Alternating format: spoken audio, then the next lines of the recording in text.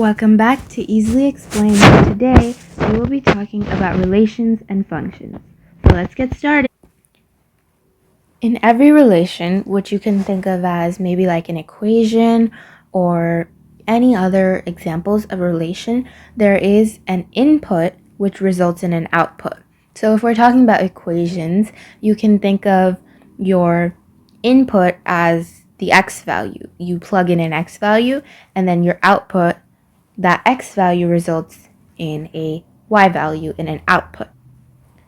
For example, let's say we have a relationship of a letter and a number. For example, if you choose A, you get 40, B is 50, C is 60, and D is 70.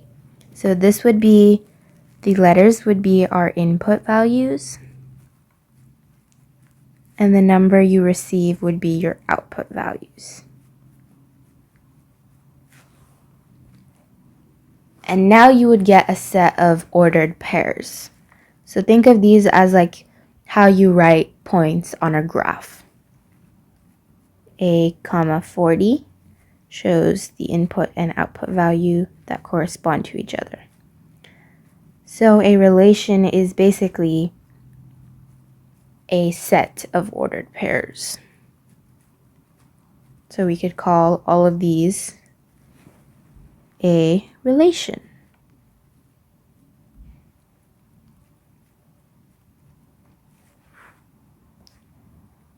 And usually when writing a full relation, you do a parentheses and then write all of the sets of ordered pairs.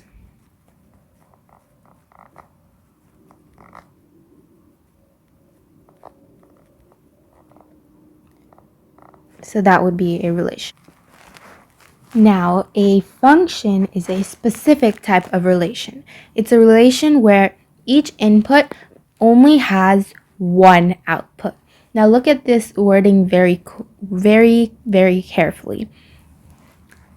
This means that even if a output is linked to two different inputs, so for example, if we have, taking back to the last example, A, B, C, D, A is 20, B is 20, C is 30, and D is 40, this is still a function because technically, if we just consider this as 1, this output value is linked to two inputs, but each input still has one output. The only way this wouldn't be a function is if we said that A is linked to 20 and A is also linked to 30. That would not work. This would not be a function. Because in this case, one input has two outputs.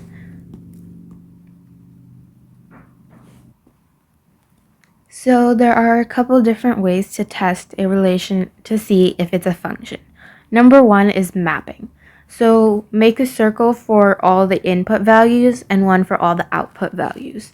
Now match it to the ordered pairs that are given. So let's say that A is to 10, B is to 20, C is to 30, and D is to 40. Now since each input only corresponds to one output, this relation is a function. But let's say that these weren't the ordered pairs. Let's say the ordered pairs were A is to 10, also to 20, B is also to 20, and to 30, and then C is to 40, and then D is to 30. This is a hot mess, but it's also not a function because A and B both have two output values.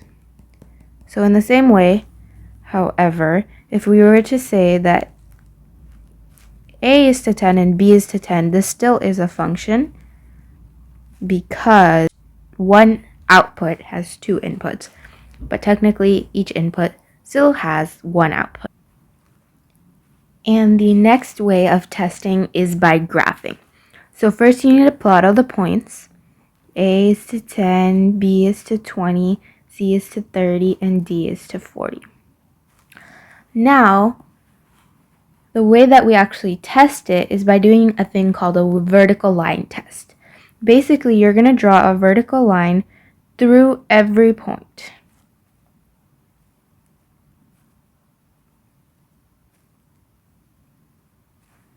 Now, if the vertical line goes to two separate points, then the relation is not a function. In this case, it does not. It just runs through one point, so this relation is a function. Now let's look at this relation and see if this one's a function by doing our vertical line test. We're going to make a vertical line through each and every point. And we can see that this line runs to 2 points and this one also runs through 2 points. So this is not a function. Now, for your practice, decide whether the relation is a function. For the second one, since it's a graph, you just want to do a vertical line test because no specific points are given.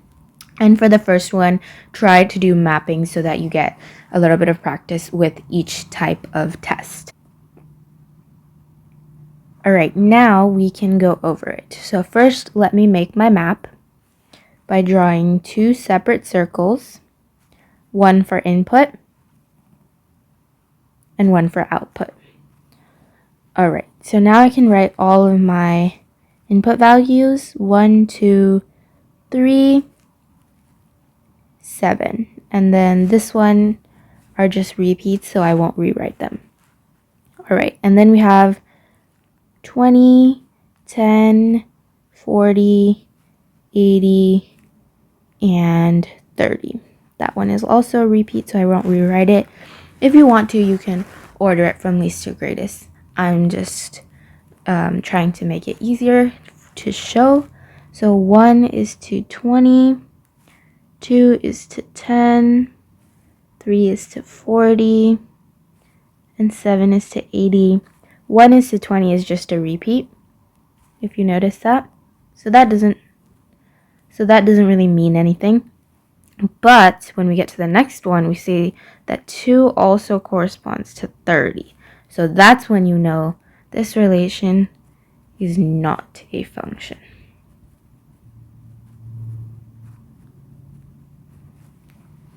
Because the input value 2 has two outputs, 10 and 30.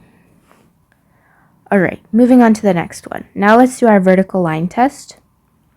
Run it through each point. I'm just doing dotted lines so you can see it better. Alright, right away you notice that this one did not pass the vertical line test and this one did not pass the vertical line test. So this is also not a function.